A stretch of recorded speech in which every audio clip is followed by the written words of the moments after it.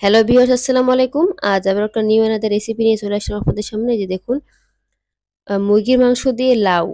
এত মজা যে কি বলবো। আমি ফার্স্ট টাইম রান্না করছি, এত মজা হয়েছে যে কি বলবো। তো যেহেতু মজা হয়েছে এইজন্য আপনাদের সঙ্গে শেয়ার করলাম। তাহলে আমরা দেখে নেই কিভাবে এই মজাদার রেসিপিটা তৈরি করলাম। তো লাউ দিয়ে মুরগির মাংস রান্না করার জন্য আমি এখানে মুরগির মাংসটা এভাবে কেটে ধুয়ে পরিষ্কার করে নিয়েছি। এই যে দেখুন, অবশ্যই ভালোভাবে কেটে ধুয়ে পরিষ্কার করে নিতে হবে। তারপর আমি এখানে নিয়েছি লাউ। এভাবে লাউগুলো ছোট, ছোট টুকরা করে কেটে নিয়েছি। এই যে দেখুন, আপনারা আপনাদের পছন্দ মতো কেটে নিতে পারেন। তারপর আমি ধুয়ে নিয়েছি ভালোভাবে পরিষ্কার করে। তো লাউ দিয়ে মুরগির মাংস রান্না করার জন্য যেসব উপকরণ লাগে সেগুলো হলো, নিয়েছি আমি এখানে পেঁয়াজ কুচি পরিমাণ মতো, নিয়েছি এখানে আদা রসুন পেস্ট, নিয়েছি এলাচ পাউডার, লবণ, হলুদ, লাল মরিচের গুঁড়া পরিমাণ মতো করে। তারপর রান্নার জন্য আমি এখানে একটা ফ্রাই প্যান বসিয়ে দিয়েছি। দিয়ে দিচ্ছি আমি এখানে পেঁয়াজ কুচি। তারপর দিয়ে দিব হলো রান্নার রেগুলার তেল। দেখুন, আমি এখানে রান্নার রেগুলার তেল দিয়েছি, দিয়ে এভাবে নেড়ে চেড়ে ভেজে নিব। এই তো আমার পেঁয়াজটা ভেজে নেওয়া হয়ে গিয়েছে এখানে। তারপর আমি দিয়ে দিচ্ছি হলো যে শুকনো মশলার উপকরণগুলো, আদা রসুন পেস্ট নিয়েছি, লাল মরিচের গুঁড়া, হলুদ, লবণ, এলাচ পাউডার দিয়ে এভাবে নেড়ে চেড়ে কষিয়ে নেব। আর এখানে মশলা যেহেতু শুকনো মশলা দিয়েছিলাম, যেন পোড়া না যায়, এজন্য আমি একটু পানি দিয়ে কষিয়ে নিচ্ছি এভাবে নেড়ে চেড়ে। অবশ্যই ভালোভাবে মশলাটা কষিয়ে নিতে হবে। তো মশলাটা কষানো হওয়ার পরে আমি এখানে দিয়ে দিচ্ছি মুরগির মাংসগুলো।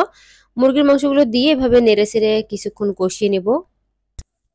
একটু সময় নিয়ে কষিয়ে নিতে হবে। যত ভালোভাবে কষানো হবে তরকারির স্বাদ টেস্ট আরো দ্বিগুণ হবে, খেতেও অসম্ভব মজা লাগবে।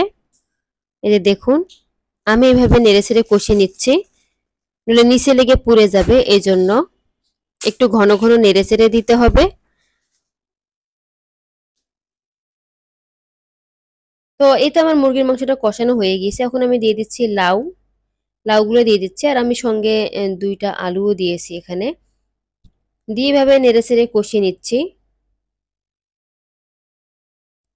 লাউয়ের সঙ্গে মুরগির মাংসটা অবশ্যই ভালোভাবে কষিয়ে নিতে হবে। কষিয়ে নেওয়ার পরে আমি এখানে দিয়ে দিচ্ছি হলো পানি সেদ্ধ হয়ে আসার জন্য।